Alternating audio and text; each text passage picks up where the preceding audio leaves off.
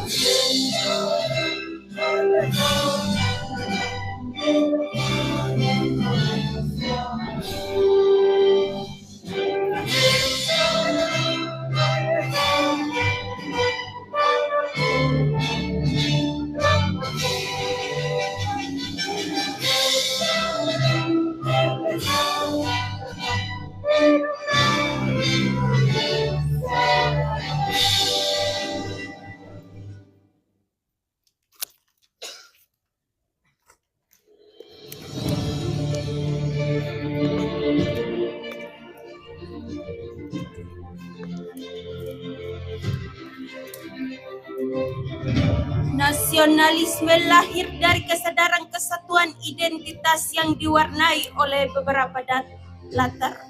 Di antaranya faktor situasi politik dan faktor spesialis kewilayahan. Situasi politik mengkonstruksi kekuasaan yang direkayasa untuk menjadi relasi binder, superior atau inferior, subjek atau objek, menguasai atau dikuasai, kebanggaan dan hasrat untuk menjadi bangsa paling terhormat melahirkan nasionalisme yang mengerucut pada fasisme. Nasionalisme memiliki sejarah panjang pada relasi kuasa suatu masyarakat atau negara dalam hubungan dengan masyarakat yang lain. Tinta sejarah melukiskan bagaimana nasionalisme pernah menjadi ideologi yang sangat kuat, mendorong terjadinya pembebasan dan kemerdekaan negara bangsa dari kuntungan kolonialisme. Hal itu terjadi paling tidak pada paruh pertama dan paruh kedua abad ke-20 tak terkecuali untuk Indonesia. Sumpah Pemuda pada fase awal kurun itu merupakan penyadaran untuk berindonesia secara terang-terangan. Statement bersama kalangan muda waktu itu tentang kesatuan kebangsaan, tumpah darah, dan bahasa dapat dimaknai sebagai output dari pencarian mereka atas identitas diri. Pencarian identitas diri tersebut terjadi di tengah-tengah suasana subordinasi dan eksploitasi atas hak-hak naturalistik mereka oleh adanya kolonialisme asing. Keberagaman entitas kesukuan yang menjadi identitas dasar masyarakat bersatu bersama konstruk satu payung besar kebangsaan Indonesia. Harus diakui memang aspek emosi patriotik sangat dominan dalam pembentukan entitas kesadaran kebangsaan tersebut. Ada perasaan yang sama sebagai objek jajahan bangsa asing yang menghinakan, sehingga perlu dilawan dengan perjuangan bersama melawan common enemy. Kolonialisme yang dilakukan kebangsaan penjajahan, suka atau tidak suka, catatan sejarah membuktikan efektivitas langkah itu. Dalam sudut pandang yang lain, melihat fenomena keberagaman latar identitas pemuda yang meneriak lantangkan Sumpah Pemuda, dapat diabstraksi bahwa nasionalisme Indonesia bersifat multikultural. Hal itu berarti nasionalisme Indonesia sangat sulit untuk diberdirikan sendiri dari realitas multikulturalnya. Multikulturalisme yang tampak dalam momentum Sumpah Pemuda hanyalah tampak formal, sebab kenyataan keberagaman tersebut memang sudah ada secara alami. Penyukuhan secara resmi tersebut lebih sebagai langkah politik yang bersifat konkret terkait dengan sikap politik futuristik jangka panjang sebuah bangsa yang bernama Indonesia. Hanya saat itu sedang dalam himpitan ketiak penjajah. Dalam konteks Indonesia kekinian, nasionalisme diharapkan pada kenyataan ideologi yang penuh absurd. Gugatan atas ekstensi nasionalisme terus terjadi di tengah-tengah dialektika wacana kalangan muda masyarakat akademik. Nasionalisme dianggap tidak relevan dengan dinamika kekinian yang mengglobal. Potret multikulturalisme juga tidak mengembirakan. Konflik horizontal dalam masyarakat kita masih saja terjadi yang melibatkan kelompok-kelompok etnis. Hampir di setiap pulau, Jawa, Sumatera, Kalimantan, Maluku, Sulawesi, dan Papua. Realitas alamiah keberagaman dalam rahim bangsa yang seharusnya menjadi anugerah terus menyimpan potensi konflik. Sekat-sekat kultural mulai menciptakan dikotomi relasi kami dan mereka. Jika itu terus dibiarkan, bisa jadi akan menjelma bara dalam sekam yang lambat laun akan membakar bangunan kebangsaan kita yang sejatinya multikultural. Di samping itu terjadi uniformisasi dalam beberapa aspek kehidupan berbangsa dan bernegara. Nilai-nilai lokal dalam dunia pendidikan, hukum, dan peranatan sosial ditekan oleh kebijakan pemerintah yang sentralitik. Padahal filosofi dasar negara ini mengakui dengan gagah semboyan Bhinneka Tunggal Ika. Sayang memang titik tekan pemaknaan pemerintah saat itu lebih pada keikat kesatuan, bukan pada kebenekaan keragaman. Bahkan tidak jarang keragaman ditimbulkan dalam represi pemerintah demi menjaga kesatuan. Dalam kondisi demikian, sangat wajar jika di beberapa daerah muncul teriakan merdeka. Lantas apa kita perlu bersumpah lagi? Jika tidak, sangat logis kekhawatiran bahwa definisi Indonesia tidak akan pernah final. Sementara bangsa lain sudah menikmati kejayaan sebagai sebuah bangsa. Atau jangan-jangan benar tudingan Bernice Anderson bahwa Indonesia adalah proyek imajinasi tokoh pendiri negara bangsa. Semoga tidak. Sumpah Pemuda. Kami putra dan putri Indonesia mengaku bertumpah darah yang satu. Tanah air Indonesia. Kami putra dan putri Indonesia mengaku berbangsa yang satu. Bangsa Indonesia.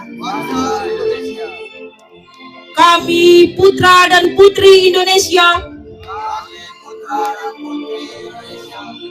menjunjung bahasa persatuan. bahasa Indonesia.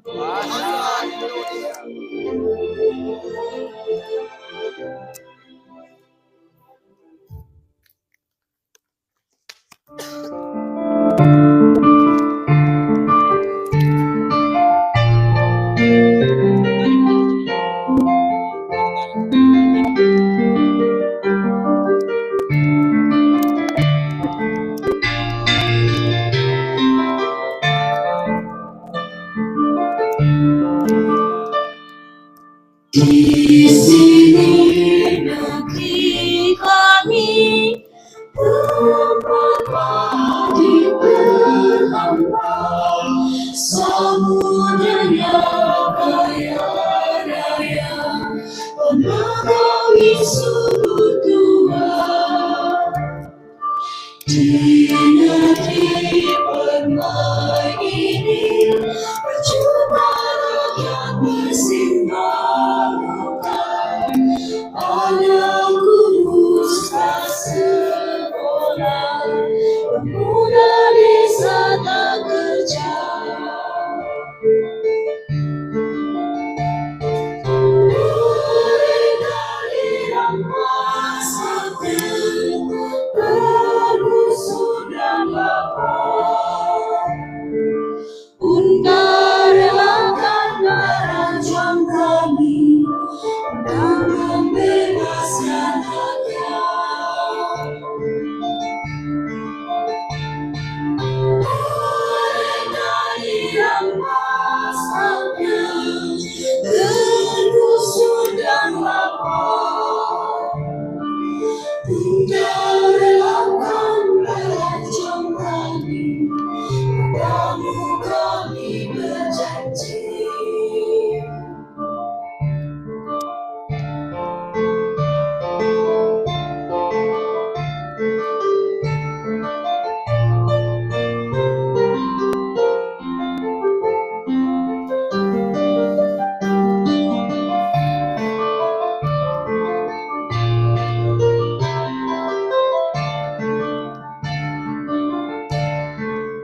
Di negeri permai ini, percuma rakyat bersinggah-singgah. Anak lulus tak sekolah, pemuda desa tak kerja. Mereka dirampas haknya, tergusur dan lapar.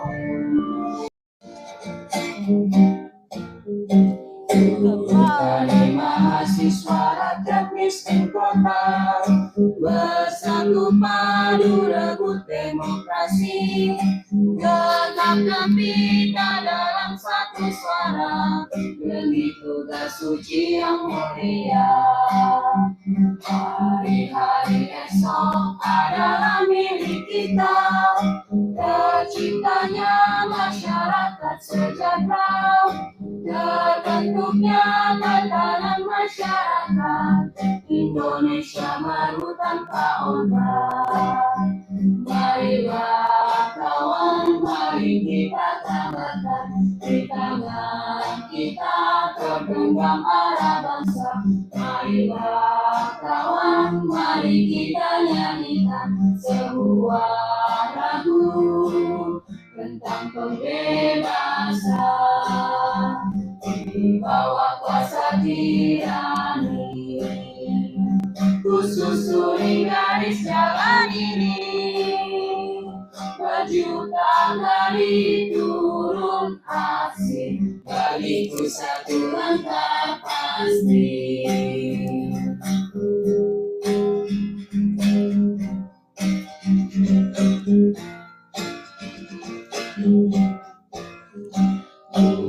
Kami mahasiswa rakyat miskin kota, bersatu padu rebut demokrasi, gegap gempita dalam satu suara, demi tugas suci yang mulia. Hari-hari esok adalah milik kita, terciptanya masyarakat sejahtera, terbentuknya tatanan masyarakat Indonesia baru tanpa order. Marilah kawan, mari kita tambahkan di tangan kita tergenggam arah bangsa. Marilah kawan, mari kita nyanyikan sebuah lagu tentang pembebasan bawah kuasa tirani. Kususuri garis jalan ini, berjuta kali turun aksi, bagiku satu langkah pasti. Berjuta kali turun aksi, bagiku satu langkah pasti. Bagiku satu langkah pasti.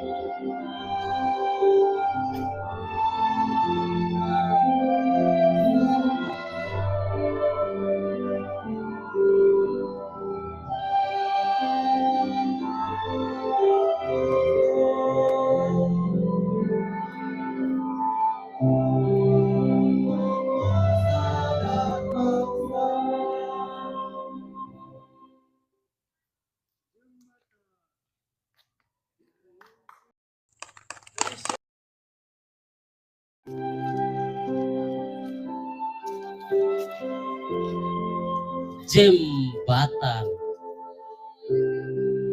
sedalam-dalam sajak takkan mampu menampung air mata bangsa. Kata-kata telah lama terperangkap dalam basa-basi, dalam ewu-ewu, dalam isyarat dan kilat tanpa makna.